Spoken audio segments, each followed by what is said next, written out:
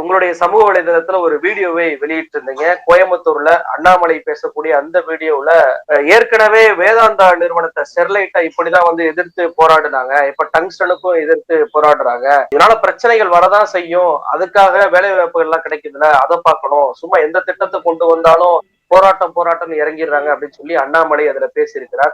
எப்படி பாக்குறீங்க அண்ணாமலை? அண்ணாமலை அரசியலுக்கு வருவதற்கு முன்பாக ரஜினியை போய் சந்திச்சுட்டு வந்திருப்பாரு. ஆமா, எல்லாருக்கும் தெரியும். ஆக்சுவலா அண்ணாமலை வந்து அரசியலுக்கு வர வேண்டியது பாஜகவுல இல்ல, அவர் வர வேண்டியது ரஜினி தொடங்கவிருந்த ஒரு கார்பரேட் கம்பெனிக்கு தான் வர வேண்டியதா இருந்தார். அதுக்கு சிஇஓவா வர வேண்டியவர் அவரு. இடையில நடந்த சில நல்ல முடிவுகளால், ரஜினிகாந்த் சுதாரித்து எடுத்த சில முடிவுகளால ரஜினிகாந்த் காப்பாற்றப்பட்டார், அண்ணாமலை கழுவில் ஏற்றப்பட்டார். அப்படி கழுவில் ஏற்றப்பட்ட அந்த நபர் வந்து எங்க வந்து சேர்றதுன்னு தெரியாம இந்த ஆத்துல அடிச்சுக்கிட்டு வர்ற அழுக்குகள் வந்து ஏதாவது ஒரு ஓட்டையில சேர்ற மாதிரி பிஜேபி என்கிற ஒரு ஓட்டையில வந்து அடைச்சுக்கிட்டு நின்னாப்புல அண்ணாமலை. அங்க போனதுக்கு பிறகும் போராட்டம்னு போனா நாடு சுடுகாடாயிரும்னு சொல்லக்கூடிய தன்னுடைய விஸ்வகுரு ரஜினிகாந்துடைய வழி தோன்றலா படத்துக்கு தான் பேரை திருடுவாங்கன்னு பார்த்தா ஐடியாலஜியும் சேர்த்து திருடுற மாதிரி இந்த 2 மணி நேரத்துல என்ன பேசுனாங்கன்னே தெரியல. அப்படியே அந்த சிட்டி ரோபோவினுடைய சிவப்பு சிப்பை தூக்கி அண்ணாமலை வாயில வச்ச மாதிரி அண்ணாமலை கிட்ட கொண்டு வந்து ரஜினிகாந்த் அந்த சிப்பை கொடுத்துருக்கிறாரு. அதோடைய எஃபெக்ட் வந்து இன்னமும் இருக்கு. இதை தாண்டி பெரிய சிப்பில் அவர் இருக்கிறாருங்கிறதுக்கு நம்ம அடுத்து வருவோம். பட் அதனுடைய டாக் எங்க இருந்து வருது அப்படின்றத, ஏன் அதை நம்ம முன்னாடி வந்து அப்ப அண்ணாமலை என்னமோ பச்சை சிப்பு வச்சிருந்தாரா அப்படின்னு கேட்டா வச்சுதான் இருந்தாரு. இதே இடஒதுக்கீட்டால திராவிட இயக்கங்களால் கல்வியை பெற்று இங்க இருக்கக்கூடிய நீட்டுக்கு எதிராக அவர் ஸ்டேட்மெண்ட் கொடுத்த கடந்த கால வீடியோக்கள் இருக்கு. இடஒதுக்கீட்டுல நம்மளுக்கு எவ்வளவு தூரம் நம்ம முன்னேறி இருக்கிறோம் அப்படிங்கிற விஷயத்த பேசி இருக்கக்கூடிய அண்ணாமலையினுடைய வீடியோக்களும் இருக்கு. திராவிடம் எனக்கு வந்து என்ன செய்திருக்கிறது அப்படின்னு பேசக்கூடிய அண்ணாமலையவும் நம்ம பார்த்திருக்கிறோம். கலைஞர்ன்ற வார்த்தையை தவிர நான் வேற வார்த்தைகளை பேச மாட்டேன்னு சொல்லி இருக்கக்கூடிய அண்ணாமலையவும் நம்ம பார்த்திருக்கிறோம். இதெல்லாம் பச்சைச்சிப்பு பொருத்தப்பட்டிருந்த போது பேசியதுர்கள். அப்புறம் அதே வார்த்தையில என்ன சொன்னார்னா, திராவிடம் என்பது நம்மளுக்கு எல்லாத்தையும் கொடுத்துருச்சுங்கண்ணா, அடுத்த கட்டத்துக்கு நம்ம போகணும்னா திராவிடம் பிளஸ்க்கு போகணுங்கண்ணா அப்படின்னு பேசினவர் இப்ப எங்க வந்து நின்று பேசுறாரு? சிவப்பு சிப்பு போட்டதுக்கு பிறகு கழகங்கள் இல்லாத தமிழ்நாட்டை உருவாக்குவோம், திராவிடத்தையே ஒழிப்போம் அப்படின்னு பேசக்கூடிய கும்பலுக்குள்ள வர்றாரு. அதனால பார்வையாளர்கள் பார்த்துக்கிட்டு இருக்கக்கூடிய அண்ணாமலை ஆதரவாளர்கள் யாராவது இருந்தீங்கன்னா, நான் அண்ணாமலையுடைய நலனுக்காகவும் நம்ம சொல்றோம். இப்ப சிட்டி 3.0 வந்து புறா புல்புல் பறவை மாதிரி பறந்து வந்து அண்ணாமலையினுடைய கருப்பு சிப்பு சிவப்பு சிப்பை எடுக்கிறதுக்கு வந்து நீங்க எல்லாரும் உழைங்க அப்படிங்கிறது தான் என்னுடைய கோரிக்கை. நீங்க எல்லாருமே குட்டி குட்டி ரோபோக்களா வந்து அண்ணாமலைக்கு உள்ள இருக்கக்கூடிய அந்த சிப்பை எடுத்துருங்க. போரா பொருத்தி இருக்கிறாரு, நரேந்திர மோடி பொருத்தி இருக்கிறாரு, ரஜினிகாந்த் பொருத்தி இருக்கிறாரு. அப்படிப்பட்ட பொருத்தப்பட்ட அந்த சிப்பின் வழியில இருந்து அவர் என்ன வார்த்தைகளை முத்துக்களா உதிர்க்கிறாருன்னா, பிஜேபியே சொல்ல தயங்கியது இந்த ஸ்டெர்லைட் ஆலைக்கு ஆதரவாக தாங்கள் இருக்கிறோம் அப்படிங்கிறத. இந்த திட்டத்தை முதல்ல கொண்டு வரணும்னு சொல்லும் போது யார் அதிகமாக எதிர்த்திருப்பாங்கன்னு நீங்க நம்புறீங்க? இடதுசாரிகள் எதிர்த்திருப்பாங்களா? பரவாயில்லையா, ஆமா கம்யூனிஸ்ட் எதிர்த்திருப்பாங்க அப்படின்னு சொல்லலாம். இல்ல திராவிட இயக்க தோழர்கள் யாராவது எதிர்த்திருப்பாங்க அப்படின்னு நம்ம சொல்லலாம். ஏன்னா அவங்க தானே இந்த மாதிரி ஏதாவது அழிவு பிரச்சனைகள் வருதுன்னா முதல்ல வந்து நிற்பாங்க. அப்படின்னா அங்கதான் நம்மளுக்கு ட்விஸ்ட். அந்த ஆலையை வந்து எதிர்த்த முதல் ஆள் வந்து யாருன்னா நம்ம அண்ணன் மாண்புமிகு பொன்னார் அவர்கள். அவர் வந்து முதல்ல வந்து நின்றுகிட்டு ஸ்டெர்லைட் ஆலை இருக்கக்கூடாது, அது தப்பு, அது வரவே கூடாது அப்படின்னு காங்கிரஸ் பீரியட்லயே வந்து கலகக்குரல் எழுப்பிய மகான் அவர். திமுக ஆட்சியில் இருந்த போது கலகக்குரல் எழுப்பிய மகான் அவர். ஏன் அதை எதிர்த்தாருன்னா, அவருக்கு அந்த ஏரியால ஓட்டு இருக்கு. கன்னியாகுமரியில அவர் நிக்கிறாருல, அந்த ஏரியால போய் நின்றுட்டு இதை நான் வந்து ஸ்டெர்லைட் ஆலையை உருவாக்குறதுக்கு நான் தான் பாடுபட்டேன், ஓட்டு போடுங்க அப்படின்னு வந்தா டப்புன்னு அடிப்பாங்க. அதனால அவர் வந்து என்ன பண்ணாருன்னா, ஆரம்பத்துல இருந்து ஸ்டெர்லைட் ஆலை எதிர்க்கிறவன் நானு அப்படிங்கிற முத்திரையை அவர் வச்சுக்கிட்டே இருந்தாரு. அப்படிப்பட்ட பிஜேபியின் தலைவர்களே சொல்லுவதற்கு தயங்கிய வார்த்தைகள். இதே தமிழிசை சவுந்தரராஜன் மாநில தலைவரா இருந்தாங்க. அப்ப அவங்க அது உதிர்த்த முத்துக்கள்லாம் என்னன்னு வீடியோவை போட்டு பார்க்கணும்ல. அண்ணாமலை ஸ்டெர்லைட் ஆலையை வந்து திறக்கக்கூடாது, அது வந்து தப்பு, அது வேண்டாம் அப்படின்றத சொன்னாங்க. இது வந்து திமுக காலத்தில் கொண்டு வரப்பட்ட சதின்னு பேசினாங்க. என்னென்னமோ உருட்டி பார்த்தாங்க. அப்ப அந்த நடவடிக்கையை நீங்க எடுக்க வேண்டியதானுங்கிற கேள்வி அவங்களை நோக்கி எழுப்பப்பட்டது. ஏன் ஆனானப்பட்ட ரஜினிகாந்தே வந்து ஊடுருவிகள் சமூக விரோதிகள் வந்து புகுந்தாங்க அது இதுன்னு சொல்லி முடிச்சுட்டு இந்த நேரத்துல இந்த ஆலையை திறக்கிறேன்னு சொல்றாங்களே மனுஷங்களை, அவங்க அப்படியெல்லாம் சொல்லக்கூடாது, அவங்க மனுஷங்களே கிடையாது, அப்படி சொல்லக்கூடாது அப்படின்னு அதே மாடுலேஷன்ல பேசினாரு. அதே இன்டர்வியூல அது பச்சை சிப்பு பொருத்தின சிட்டியாவும் பேசினாரு, சிவப்பு சிப்பு பொருத்தப்பட்ட சிட்டியாவும் பேசினாரு. இப்ப அண்ணாமலை வந்து லண்டன்ல போய் இவர் என்னத்தை உருட்டிட்டு வந்தாருன்னு தெரியல. விடிய விடிய என்னத்தை இதைத்தான் உட்காந்து ஒட்ட வச்சுட்டு வந்தியான்ற மாதிரி முதல் மேடையிலேயே தேவையில்லாம சம்பந்தமே இல்லாம ஒரு பேச்ச பேசி ஒட்டுமொத்த தமிழ்நாட்டின் உணர்வுகளையும் எதிர்ப்புகளையும் சம்பாதிக்கக்கூடிய நிலைமையில அந்த ஸ்டேட்மெண்ட் கொடுக்குறாரு. எவ்வளவு குரூரமான ஸ்டேட்மெண்ட்னு இப்பதான் நான் பேசணும்னு நினைக்கிறேன். அதாவது எதுக்கெடுத்தாலும் போராட்டம்னா நாடு சுடுகாடா போயிரும்ன்றது ஆரம்பத்துல ரஜினி சொன்னதுதான். அதை ஒட்டி பேசுறாரு. அதோடு சேர்த்து ஒரு வார்த்தையை பயன்படுத்துறாரு, சில குறைபாடுகள் இருக்கத்தாங்க நான் சொல்லுவேன். அதாவது இந்த சேல்ஸ் ரெப்ரசன்டேட்டிவ் வந்து நம்ம வீட்டு வாசல்ல நம்மளுக்கு சம்பந்தமே இல்லாத புத்தகத்தையும் லிக்விடையும் விற்கிறதுக்கு நம்மள்ட்ட பேசுவாங்க தெரியுமா, மூலச்செலவு பண்ணுவாங்க தெரியுமா. அவங்க கஷ்டப்படுறாங்கன்றதுக்காக நம்ம வாங்குறதுங்கிறது வேற. ஆனா நம்மளை இழிச்சவாய் நான் நினைச்சுக்கிட்டு விபூதி அடிக்கலாம்னு அஜினோமோட்டோ விற்கிற கும்பல் இருக்கும் தெரியுமா. அது நம்ம வாழ்க்கையில எதுக்குமே பயன்படாது. உணவுல இவ்வளவு நாளா நம்ம அம்மா சமையல் நல்லா தான் இருந்துச்சு, இவன் கொடுத்த அஜினோமோட்டோல தான் அந்த குழம்பும் சாம்பார் நல்லா இருக்குன்ற லெவலுக்கு அவன் பில்டப் கொடுப்பான்.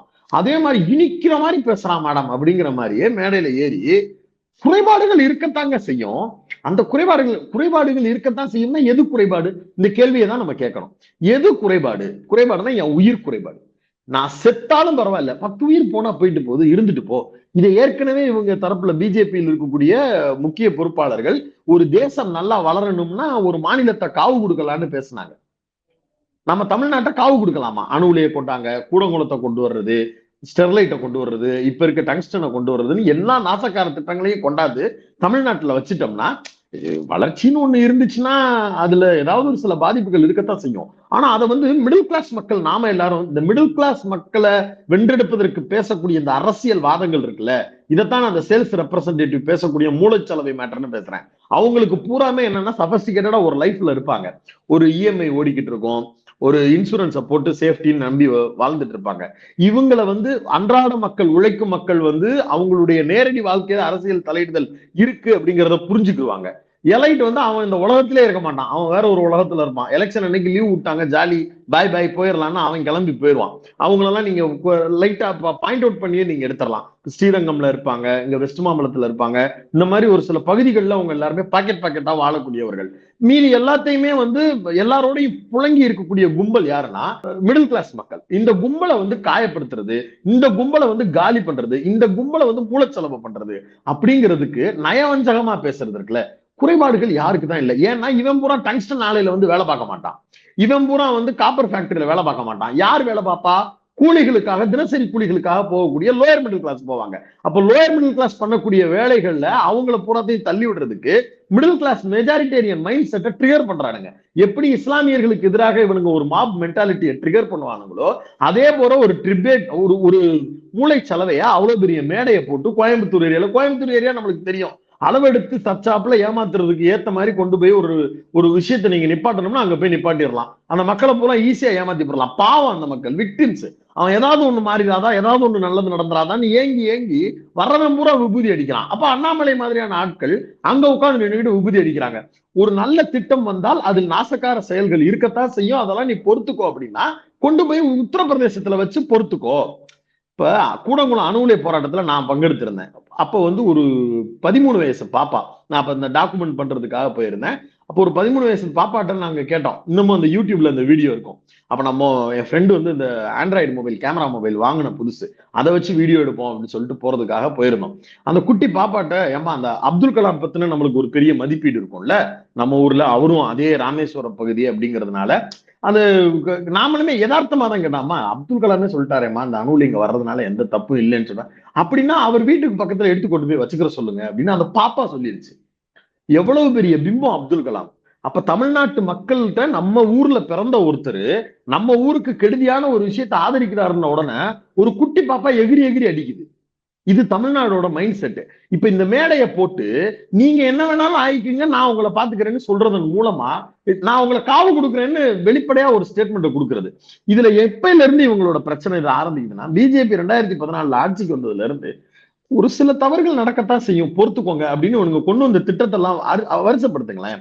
பண மதிப்பிழப்பு, யாராவது கருப்பு பணம் வச்சிருக்கிறவன் மீட் எடுக்கணும்னா இந்த கஷ்டத்தை நீங்க பொறுத்துக்க மாட்டீங்களா? அங்கே எல்லையில் ராணுவ வீரர்கள் அப்படின்னு அப்படியே நம்ம உணர்வு கொப்பளிப்புல ஸ்டேட் பேங்க் வாசல்ல போய் நிக்கணும். நீங்களும் நானும் தான் போய் சாவ கிடந்தோம். எங்க வீட்டுல இருக்கக்கூடிய ஆயா தான் செத்து போச்சு, மோடி வீட்டுல இருக்கக்கூடிய ஆயாவோ அதானி வீட்டுல இருக்கக்கூடிய ஆயாவோ வந்து ஏடிஎம் வாசல்ல நின்று சாவல. என் பிள்ளைய கட்டி கொடுக்கறதுக்கு தான் நான் வந்து நாதியத்து போய் நின்ன மாதிரி நின்றுகிட்டு இருந்தேன் தெருவுல. கல்யாணத்துக்கு வச்சிருந்த செலவுக்கு வச்சிருந்த காசை பூராத்தையும் தெருவுல வீசிட்டு திரியிற மாதிரி பைத்தியம் பிடிச்சி சுத்திட்டு இருந்தேன். எந்த அதானியும் வந்து நடுத்தருவுல சுத்தல, எந்த அதானியும் நிம்மதியா அவன் புறம் ஜாலியா தான் வாழ்ந்துட்டு இருந்தான், கோடி கோடியா வச்சுக்கிட்டு இருக்கான். ஆனா என்கிட்ட சொன்னது, அந்த மாதிரி நல்லது நடக்கணும்னா நீங்க எல்லாம் சில விஷயங்களை பொறுத்து போகணும். சரி ரைட்டு, பொறுத்து போயிட்டேன்.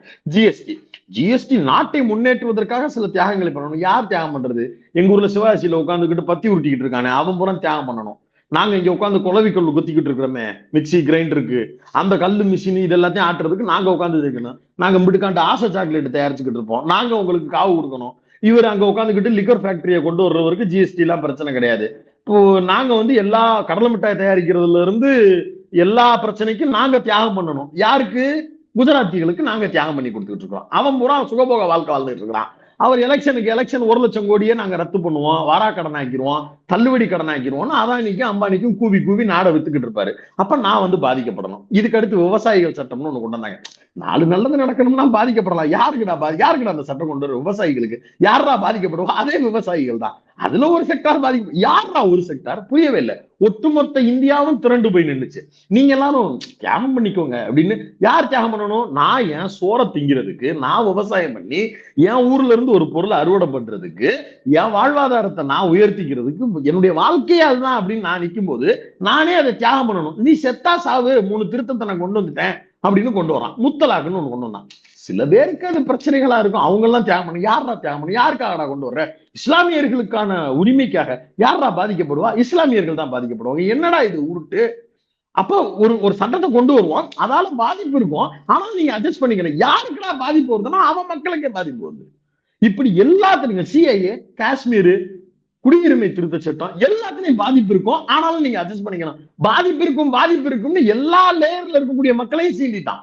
உழைப்பாளிகளை சீண்டிட்டு இருக்கானுங்க, விவசாயிகளை சீண்டிட்டு இருக்கிறானுங்க, கார்பரேட் சிறு முதலாளிகள், எம்எஸ்எம்இ, குறுத்தொழில், ஜிஎஸ்டின்னு போட்டு அதை சுரண்டிக்கிட்டு இருக்கானுங்க, இஸ்லாமியர்களை சொல்லிட்டு இருக்கானுங்க. யாரதான் இந்த பாடி விட்டு வைக்குது? இந்த பர்னிச்சர்கள் விட்டு வச்சிருக்கு சொல்லுங்க. இப்படி எல்லா திட்டங்களையும் கொண்டு வரணும். அந்த திட்டங்கள் மூலமா செயல்படுத்துவதுல வெறுப்பை சம்பாதிக்கணும். அதையும் குறிப்பா எப்படி பிளான் பண்ணி பண்ணுவாங்கன்னா, அவங்க அரசு இருக்கக்கூடிய இடங்கள்ல வந்து மோசமான திட்டங்கள் எல்லாம் செயல்படுத்த மாட்டாங்க. வேறு மாதிரியான திட்டங்கள், வேறு மாதிரி அரசுகள் இருக்கிற இடத்த பார்த்து இந்த மாதிரியான மக்கள் விரோத திட்டங்களை கொண்டு வந்து புகுத்திடுறது. நல்லது நடந்துச்சுன்னா கிரெடிட் அவனுங்க எடுத்துக்கிறது, கெட்டது நடந்துச்சுன்னா கிரெடிட் எந்த பக்கம் தள்ளி விட்டுறது. இப்ப இந்த டங்ஸ்டன் ஆலையில இவ்வளவு நாளா ஒரு உருட்டிக்கிட்டு இருந்தானுங்க. டங்ஸ்டன் ஆலை மத்திய அரசு கொண்டு வந்து இந்த தமிழர்களை காப்பாத்த போது ஒரு பெரிய தொழில் வளத்தை கொடுக்க போறோம், இந்த தமிழ்நாடு எப்படி ஒரு பெரிய தன்னிகரற்ற தாய்லாந்தாக மாறப்போகிறது பாருங்கள் அப்படின்னு உருட்டிட்டு இருந்தானுங்க. இன்னைக்கு அந்த டங்ஸ்டனுக்கு எதிர்ப்பு தெரிவிக்கிறாங்க. ஒட்டுமொத்த மதுரையும் எகிரி எகிரி அடிக்குதுன்னு உடனே, இதே திமுக அரசு 10 ஆண்டுகளுக்கு முன்னாடி இதை ஏத்துக்கலையா, இது அவங்க கையெழுத்து போடலையா, அப்படியே திருப்புறானுங்களாம் தோசையை. நீ ஒரு பக்கம் நில்லு, நீ இந்த பக்கம் நிக்கிறியா, அந்த பக்கம் நிக்கிறியா, நீ வேணும்னு சொன்னியா வேணாம்னு சொன்னியா? இன்னைக்கு நீங்க வந்து எதிர்க்கிறீங்க, அதான் எதிர்க்கிறான்ல, ஒட்டுமொத்த மக்களும் எதிர்க்கிறாங்கன்னு சொல்லிட்டு போக வேண்டியதானே? இல்ல ஆமாங்க எதிர்ப்பு வந்துருச்சுங்க சரின்னு சொல்லிட்டு போக வேண்டியதானே? அதுதானே நல்ல மனுஷனுக்கு அழகு. திருப்பி வந்து நின்றுகிட்டு எதிர்க்கிறாங்கன்றது என்பது அரசியலுக்காக அப்படின்னா, அதே அரசியலுக்காக தானே பஸ் நீங்களும் வர்றீங்க.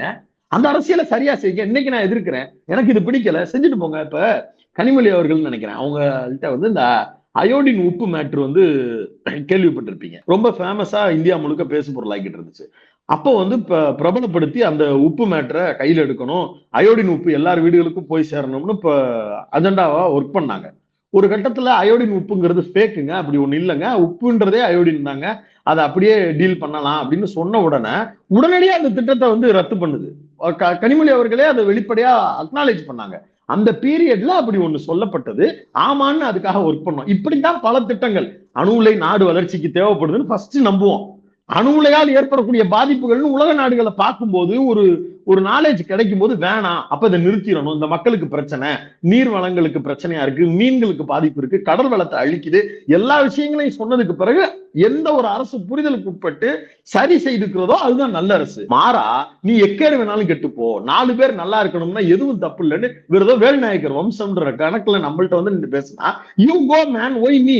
நீ ஆட்சியிலே இல்லாத ஒரு மாநிலத்துல உன்னுடைய சர்வாதிகாரத்தால நீ ஒரு திட்டத்தை கொண்டு வருவ, நாங்க எல்லாரும் சாவணும் அப்படின்னா, இந்த இந்தியாவிலேயே உங்களை வேணான்னு முடிவெடுத்து முழுசாக ஒதுக்கிய ஒரு மாநிலம் தமிழ்நாடு. நீங்க கொண்டு வர்ற திட்டத்தை மட்டும் நாங்க மட்டும் அப்படியே வாங்கிக்கிட்டே இருக்கணும், அப்படி ஒண்ணு நீங்க நல்லது பண்ண வேணாம் ராஜா.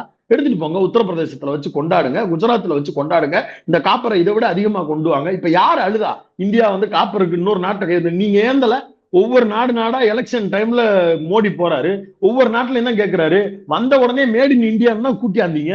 நாடா வாங்க வாங்க வாங்க, எங்களை வந்து எங்கள்ட்ட இருக்கிறத எடுங்க, எங்களுக்கு வந்து இதை பண்ணிக்கோங்க அதை பண்ணிக்கோங்க, எங்க நாடையே திறந்து வச்சிருக்கிறோம், ஓப்பன் மார்க்கெட் ஆக்கி இருக்கிறோம், உலகத்திலே நம்பர் 1 நாங்க மக்கள் தொகையில வரப்போறோம், எங்களை வந்து எங்க பிசினஸ பயன்படுத்துங்கன்னு கூப்பிட்டு கூப்பிட்டு கூப்பிட்டு கூப்பிட்டு கூவி கூவி கொடுத்தாரு.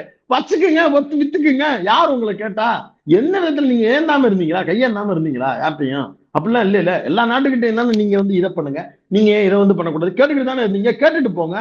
இதையும் காப்பரையும் கேளுங்களேன். இப்ப என்ன குறைஞ்சு போயிட போறீங்க? என்னங்க உங்க கம்பெனி உங்க ஊர்ல இருந்து கொண்டு வந்து காரை இங்க உற்பத்தி பண்றதுக்கு நான் எல்லா சலுகையும் பண்ணி கொடுத்துருக்கிறேன், இந்த கம்பெனிக்கு இவ்வளவு வாராக்கடன்லாம் தள்ளுபடி பண்ணி வச்சிருக்கேன், நீங்க வந்து கொஞ்சம் காப்பர் கொடுக்க மாட்டீங்களான்னு கேட்டு வாங்குங்க. இப்ப என்ன பிரச்சனை? காப்பர் இங்க தயாரிச்சா தான் காப்பர் இருக்குமா? அந்த காப்பருமே பாத்தீங்கன்னா ஸ்டெர்லைட் ஆலை இருக்கும் வரைக்கும் 40% காப்பரை அவங்க உற்பத்தி பண்ணி கொடுத்தாங்க. அதை ஈடுகட்டும் விதமாக குஜராத்ல அதானி ஒரு காப்பர் ஆலையை உருவாக்கிட்டாரு. அந்த காப்பர் ஆலையை செயல்பட துவங்கி காப்பர் வந்து அவங்களே இந்தியாவுக்கு சாட்டிஸ்ஃபை பண்ற அளவுக்கு ஆயிருச்சு. வேற நாடுகள்கிட்ட கையேந்திர அளவுக்கு எல்லாம் இல்ல. இன்னொரு விஷயம் என்ன அப்படின்னா, அண்ணாமலை தற்போது வைக்கக்கூடிய குற்றச்சாட்டு மக்கள் எல்லாம் போராடுறாங்க, போராடி கெடுக்கிறாங்க அப்படின்றது. ஆனா உச்சநீதிமன்றம் இந்த வேதாந்தா நிறுவனத்தை திறக்கக்கூடாது, ஸ்டெர்லைட் நிறுவனத்தை திறக்கக்கூடாது என்று சொன்னதற்கான மெயினான காரணம் மக்கள் போராட்டம் அல்ல, அதை என்விரான்மெண்ட் வயலன்ஸ் நிறைய பண்றாங்க, சுற்றுச்சூழல் மாசுபாடுகளை உருவாக்குனாங்க, அவங்களுக்கு ஏகப்பட்ட வார்னிங் கொடுத்தும் கூட அவங்க அதை செயல்படுத்தவில்லை, மாற்றி. எவ்வளவு நயவஞ்சகமா எந்த நிறுவனம்ன்றத நம்ம கடந்து போயிருவோம்னு வரி சொல்லுவாருன்னு பாருங்க. அந்த வீடியோவை பாருங்க. அது எந்த நிறுவனம் அப்படிங்கறதெல்லாம் நம்ம கடந்து போயிடணும். ஏன்னா இந்த டங்ஸ்டன் ஆலைக்கு உண்டான வேலையை பாக்குறது இதே வேதாந்தா நிறுவனம் தான். எதுக்காக உச்ச நீதிமன்றம் தூக்கி போட்டு தங்குன்னு மிதிச்சுச்சு? ஒழுக்கமா நீ வந்து அந்த காப்பர் எடுத்தது போக மீதி கழிவுகளை நீ ஒழுங்கா வந்து பதப்படுத்தி வைக்கல, தெருவுல கொண்டை கலந்து விட்டுக்கிட்டு இருக்கிற, கடல்ல போய் கலக்குது, சுவாசத்துல கலக்குது, அத்தனை பேருக்கு கேன்சர் வருது, அவன் ரத்த வாந்தி எடுத்துக்கிட்டு இருக்கிறான், ஊர்ல இருக்கக்கூடிய மக்கள் பூரா வாழ்க்கையை தொலைச்சிட்டு இருக்கிறான்னு நீதிமன்றம் மங்குன்னு குத்தி அந்த நிறுவனத்தை கேள்வி கேட்டிருக்கு. அந்த நிறுவனத்திலேயே கொண்டோய் டங்ஷனை கொண்டோய் கொடுக்குறேன்னா அது இதை விட மோசமான ஆபத்தை விளைவிக்கக்கூடிய பிரச்சனைக்குரிய நிறுவனங்கிறாங்க. இப்ப இவ யோகி என்ற அன்னைக்கு இருந்த இதை விடுத்து இப்ப நான் என்ன இன்ஃப்ராஸ்ட்ரக்சரா உயர்த்தி இருக்கிறேன்னு எதுவும் உங்கள்ட்ட உத்தரவாதம் கொடுத்திருக்கிறாரா? நாங்க வந்து இதெல்லாம் ப்ராப்பரா பண்ண போறோம் அப்படின்னு உத்தரவாதம் கொடுத்திருக்கிறாருன்ற நம்பிக்கை உங்களுக்கு இருந்துச்சுன்னா உங்க நண்பர் வாங்கி கொடுத்துருக்காருல ஈசிஆர் வீடு, அந்த வீட்டுல நடு ஹாலில் உட்கார வச்சு தேய்ங்க, டங்ஷனை வர வச்சுக்குங்க, அலாவுதீன் அற்புத விளக்கு மாதிரி தேய்ச்சி எடுங்க, வாரம் அதை வித்து கூட நீங்க உங்க செலவுகளை எடுத்துக்குங்க, எங்களை ஆளை விடுங்க.